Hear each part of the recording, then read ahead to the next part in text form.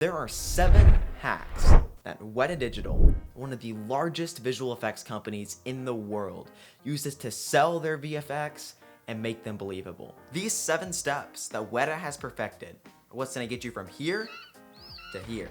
But first of all, what is Weta? Weta was founded in 1993 by a group of Wellington-based filmmakers and special effects wizards with a passion for bringing fantastical worlds to life on the big screen. Fast forward a few decades, and Weta has become a household name in the film industry, working on blockbusters like Lord of the Rings and Avatar. They are paving the way to a new age of film. Before we get any further into this discussion, this sweater is pretty hot, so let me change really quickly. That's better. One thing to keep in mind is that Weta is a large company. But in this video, I'm not going to mention any of their fancy render farms, proprietary pipelines, or private fancy software that they're using. Instead, we're going to focus on stuff that you can apply to your own videos to make them better. Alright, time for the first hack that Weta uses to sell a shot as real. Weta always has some sort of interaction between the CG or Compton elements and the real ones. This is super important, because it creates a level of immersion and believability for the audience to buy into. When the CGI elements in a shot seamlessly integrate with the real ones, it enhances the illusion that they both exist in the same physical space and reality. This can be achieved through special attention to details like lighting, shadows, reflections, camera movement, and physical interactions. Look at this shot of Gollum, a clearly CG character. Even though he doesn't look 100% photoreal, I am still 100% buying the fact that he is wrestling Frodo and Sam. His nearly flawless animation is the chef's kiss, perfectly integrating him into the scene. The next hack is another super obvious one.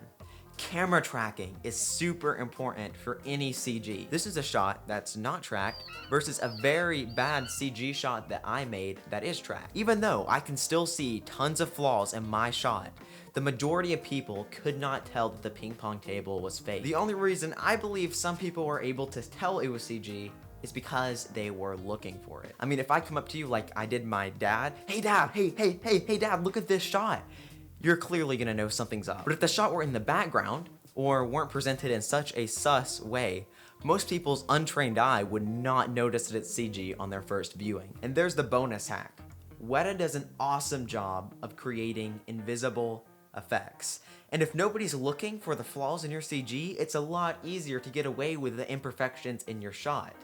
It's really easy to sell to somebody that doesn't even know that they're buying. Hack number 3 is that Weta is obsessed with the human face. Just look at Gollum. Every word he says is physically driven by the muscles in his face perfectly.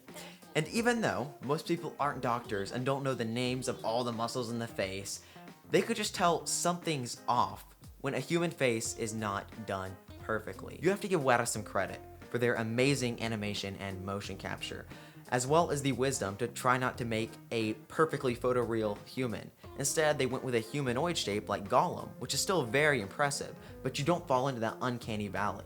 He's still cartoony enough not to just look creepy. The human face is something that we are super familiar with, so any flaw is accentuated.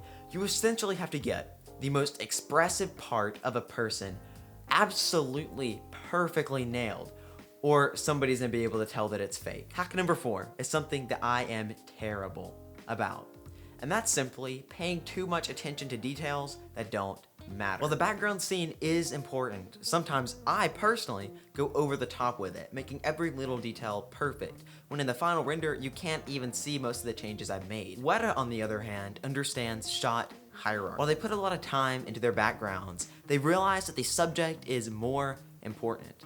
And given the choice between a flawless subject and a perfect background, they'll pick the flawless subject every time. Not to say that their backgrounds are sloppy, not by any means, but Weta prioritizes the stuff that's important first and then tackles the smaller details. Ian Hubert is a master of this on a slightly smaller scale.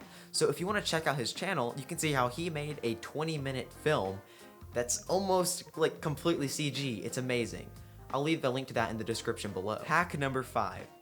Weta understands that a still shot is a dead shot.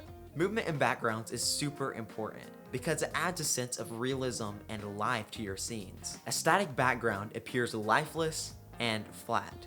Whereas the small and subtle addition of rustling leaves in the wind or clouds rolling across the sky can add to the believability, realism, and appeal of any given background. Movement in the backdrops also helps to create a sense of depth and spatial awareness between the foreground and background elements. This can enhance the overall visual impact of a shot and help it to be more dynamic. Also, moving backdrops can help tell the story, like a storm rolling in sets a mood of urgency and fear. Hack number 6.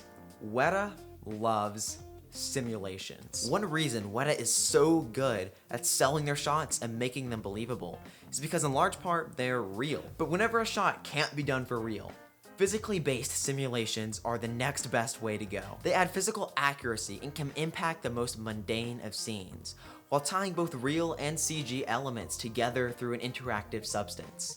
The final hack Weta loves is shooting stuff for real. I know this one's kinda boring, but hear me out. The use of miniatures and practical set design is super important when selling effects. Even when Weta has the capability of creating CGI, they still use practical environments and sets as much as possible. Just look at this shot of the Balrog from Lord of the Rings. That fire and smoke is not simulated. Those are actual image textures that are being plugged into a particle simulation. Look at how well this shot turned out. Remember, this shot was made in the early 2000s. They didn't have the hardware to create physically based simulations at the time, but they still were able to make amazing shots using both real footage and CGI married together. Weta's pretty cool, but you know what's even cooler? This video. You should watch it.